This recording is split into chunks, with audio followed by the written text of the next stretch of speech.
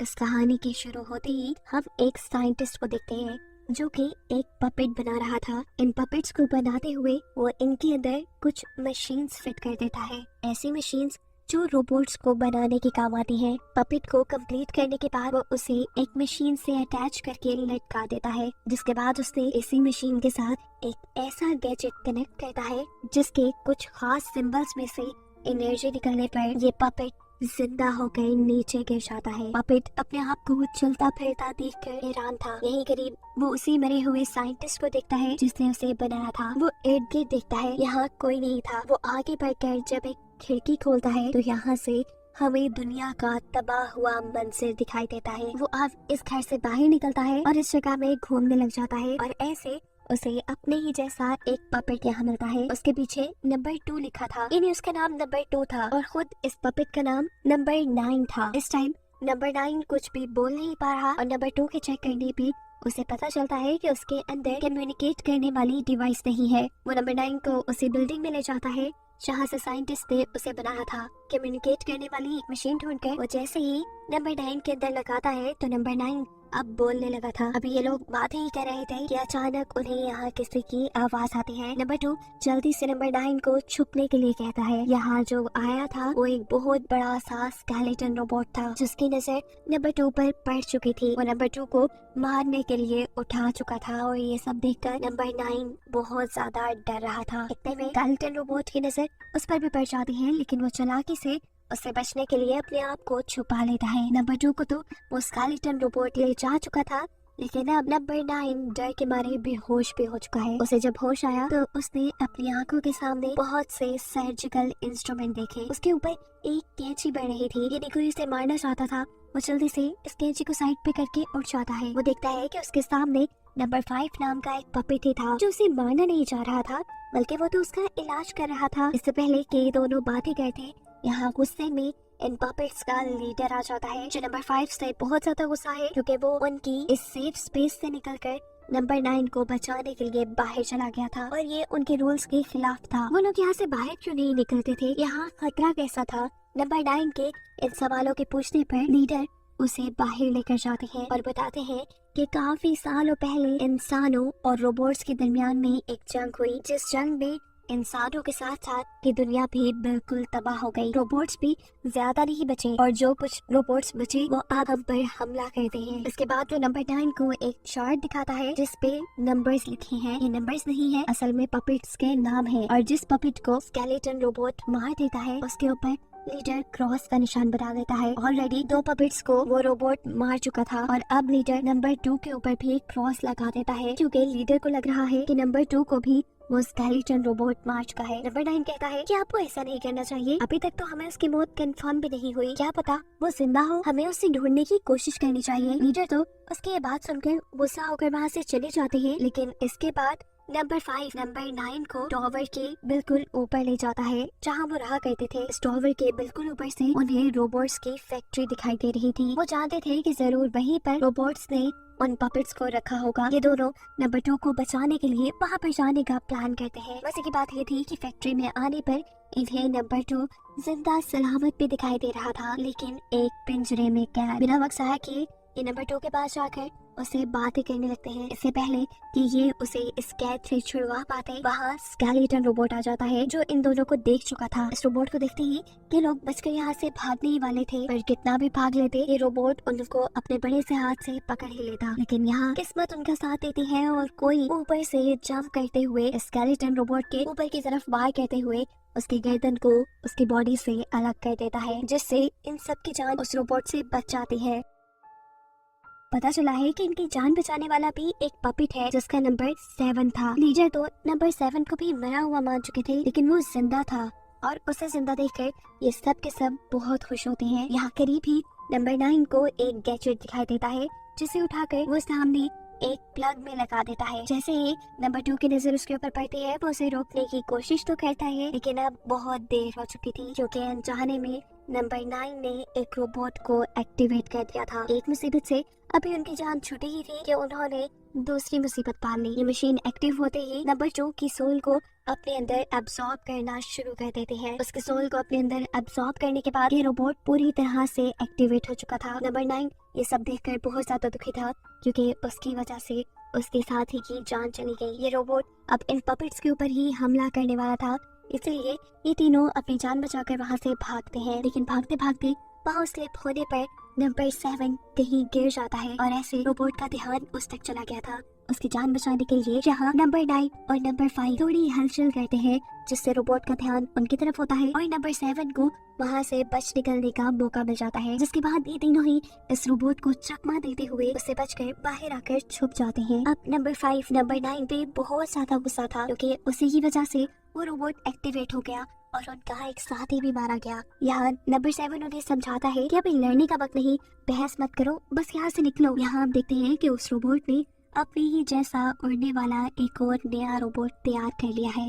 ये तीनों जो एक लाइब्रेरी में गए थे, उन्हें यहाँ पर अपने ही जैसे 2 और पपेट दिखाई देते हैं। ये पपेट उन्हें दिखाते हैं कि कैसे पुराने वक्तों में इंसानों ने अपने आराम के लिए ये रोबोट्स बनाए, लेकिन रोबोट्स उनसे कई ज्यादा इंटेलिजेंट होने की वजह से इंसानों पर राज करना चाहते थे। ऐसे इंसानों और उनके दरमियान में जंग शुरू हो गई, जिसके नतीजे में इंसान मारे गए और ये दुनिया भी तबाह हो गई। ये सब बातें सुनने के बाद पता नहीं क्यों नंबर 9 के जहन में एक ड्राइंग आ रही थी। वो उस ड्राइंग को वहाँ मिट्टी के ऊपर बना देता है। ये साइन हम रोबोट के गैजेट पे भी देख चुके हैं। इस साइन का क्या मतलब था वो नहीं जानते थे, लेकिन यहाँ पर नंबर 5 नंबर 9 को बताता है कि हमारा दूसरा साथी यूनिक पपेट भी ऐसे साइंस बनाता है, शायद उसे इसका मतलब पता हो। अब मतलब जानने के लिए उन्हें लीडर के टावर वापस जाना पड़ेगा, जहाँ लीडर उन्हें एक्सेप्ट नहीं करने वाले, क्योंकि ये उसके रूल्स को तोड़ते हुए टावर से बाहर निकल कर आए थे। ये लोग चुपके से लीडर के टावर में आ जाते हैं और उन साइंस का मतलब ढूंढना शुरू कर देते हैं और तभी पकड़े भी जाते हैं लीडर के बॉडीगार्ड के हाथों, जो इन्हें लीडर के पास ले आता है। लीडर गुस्से में थे। नंबर 9 को देखते ही वो कहते हैं, यहाँ जो कुछ भी हो रहा है ना, सिर्फ तुम्हारी वजह से हो रहा है। इस सब के जिम्मेदार तुम हो। तुम जानते हो तुम एक अनलकी इंसान हो, जब से यहाँ आए हो बुरा ही हो रहा है। नंबर 9 की सारी बातें सुनकर शर्मिंदा सा हो गया। उसी वक्त इस रूम में नंबर 6 आता है। उसके हाथों में अभी भी उन्हीं साइंस वाली ड्राइंग थी। नंबर 9 और नंबर 7 उस ड्राइंग को गौर से देखने में लग जाते हैं, लेकिन यहाँ लीडर का गार्ड उनके हाथ से उनका सामान छीन लेता है। ये लोग अभी ज्यादा कुछ कर नहीं पाए थे कि अचानक उनकी सीलिंग का मिरर टूट जाता है। ये लोग ऊपर देखते हैं जहाँ एक उड़ने वाला रोबोट इनके ऊपर हमला कर चुका था। बॉडीगार्ड उससे लड़ता है और ये रोबोट तो कुछ ज्यादा ही ताकतवर था। उसने गार्ड को तो एक ही बार में गिरा दिया था। ये देख बाकी सबको अपनी जान बचाने के लिए वहाँ से भागना पड़ता है। रोबोट भी इनके पीछे पीछे था। अब अगर परमानेंट उससे जान छुड़वानी थी तो भागने से अच्छी स्ट्रेटेजी थी उसका सामना करना। ये लोग एक प्लान बनाते हैं, एक जंजीर को हवा में उड़ाते हुए उसकी मदद से उस उड़ने वाले रोबोट को फंसाकर नीचे गिरा लेते हैं और फिर सभी मिलकर उसे इतना मारते हैं कि वो बेचारा टूट जाता है। खत्म होने पर तो उनकी जान को सुकून आया था, मगर अफसोस कि सारी लड़ाई में उनका वो टावर जिसमें ये लोग रहते थे वो बर्बाद हो चुका था। वहाँ आग लग चुकी थी। इसी वजह से ये सब पपेट्स बहुत दुखी थे। रहने के लिए इनके पास बस एक ही तो ठिकाना था। अब कुछ सोचने के बाद ये सभी पपेट्स मिलकर उन ट्विन पपेट्स की लाइब्रेरी में चले जाते हैं, जहाँ से अभी नंबर 9 को इस जमीन के पास्ट की कहानी सुनने को मिली थी। यहाँ नंबर 9 के साथ नंबर 6 और नंबर 7 मिलकर रोबोट के पास मौजूद गैजेट के साइन को डिस्कस कर रहे थे कि तभी यहाँ दोबारा बॉस आकर इन पर गुस्सा करना शुरू हो जाते हैं और कहते हैं, अगर तुम लोगों को अपनी जान प्यारी है ना तो प्लीज इन सारी चीजों से अपना दिमाग हटाकर हमारे साथ छुप कर लाइफ गुजारो। जिंदा रहोगे तब तक। नंबर 2 भी तुम लोगों जैसे ही था, तुम्हारी तरह ही उठ पटांग की, बाहर जाने की, नई नई चीजें ढूंढने की बातें करता था। देख लिया ना अब उसका हाल तुम लोगों ने। लीडर की इन बातों ने नंबर 9 को शक में डाल दिया। वो लीडर से सवाल करता है, तो क्या आपने नंबर 2 को जानबूझकर बाहर भेजा था? लीडर अपनी सच्चाई सबके सामने खुलते थोड़ा सा घबरा जाता है और अपनी सफाई देने के लिए बोलता है, हाँ मैंने ही भेजा था, मगर ऐसा करना जरूरी था ताकि सारे उसकी मौत से सबक लें और यहाँ रहकर फिर अपनी जान बचा सकें। अपनी साथी की मौत का जिम्मेदार लीडर को जानकर नंबर 7 तो जुनून में आ गया। वो एक चाकू की मदद से लीडर को मारने वाला था, मगर नंबर 9 उसे रोकता है। कहता है, होश से काम लो, ऐसे अगर हम एक दूसरे को ही मारेंगे तो जिंदा कोई नहीं बचेगा। सीन कट होकर दूसरी तरफ हम उस रोबोट को देखते हैं जिसके उड़ने वाले रोबोट को ये पपेट्स मार चुके हैं। अपनी हार के बदले में चुप तो ये भी रहने वाला नहीं, इसीलिए वो अपने पास पड़ी नंबर 2 पपेट के मोटा बॉडी को उठाकर उसे मशीन में बदलकर बाकी पपेट्स के पास भेजता है, जो सबसे पहले जाकर लीडर के बॉडीगार्ड को हिप्नोटाइज करके लीडर को पकड़ लेता है। जिसके बाद वो नंबर 5 और नंबर 9 के पास जाता है, लेकिन नंबर 9 जो उसकी चाल समझ गया था वो ना खुद उसकी तरफ देखता है और ना ही अपने साथी को देखने देता है। उसकी हिप्नोटाइजेशन से बचने के बाद ये लोग लीडर को बचाने के लिए उसी के करीब जाते हैं। नंबर 7 पीछे से उसके पास जाकर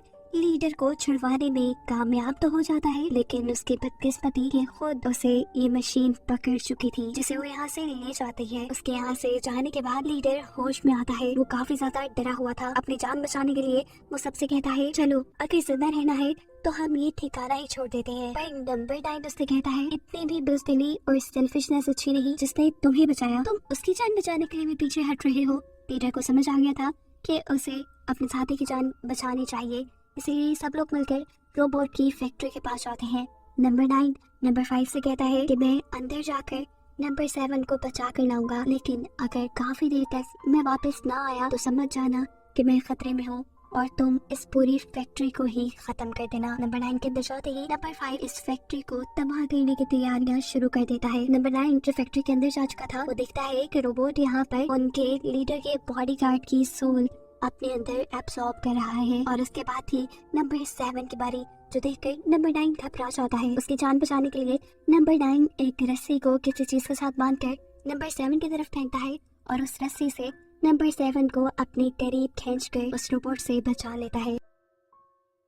बाहर खड़े ये सब लोग जो नंबर 9 का इंतजार कर रहे थे, लीडर को लगा कि नंबर 9 को भी रोबोट ने पकड़ लिया है और नंबर 5 से कहता है कि तुम इस फैक्ट्री को उड़ा दो, लेकिन नंबर 5 को नंबर 9 पे पूरा यकीन था कि वो नंबर 7 को बचा ही लाएगा। इसी दौरान यहाँ एक उड़ने वाला रोबोट आ जाता है जिसकी नजर इन पपेट्स पे भी पड़ चुकी थी। इससे पहले कि ये रोबोट जाकर ये सारी खबर अपने बॉस रोबोट को देता, ये सभी पपेट एक रस्सी के जरिए उसको रोकने की कोशिशों में लग जाते हैं। दूसरी तरफ लीडर भी माचिस चला लेता है बॉम्ब को ब्लास्ट करने के लिए, ताकि इस रोबोट के साथ साथ अंदर रोबोट की फैक्ट्री भी जल जाए, लेकिन नंबर 5 उसे रोकता है। वो ऐसा नहीं चाहता था कि उसके बाकी साथियों के बाहर निकले बगैर ही ये फैक्ट्री जल जाए। लीडर और नंबर 5 के दरमियान अभी यही लड़ाई चल रही थी कि वो लोग देखते हैं कि नंबर 9 नंबर 7 को बचाकर बाहर ले आया है।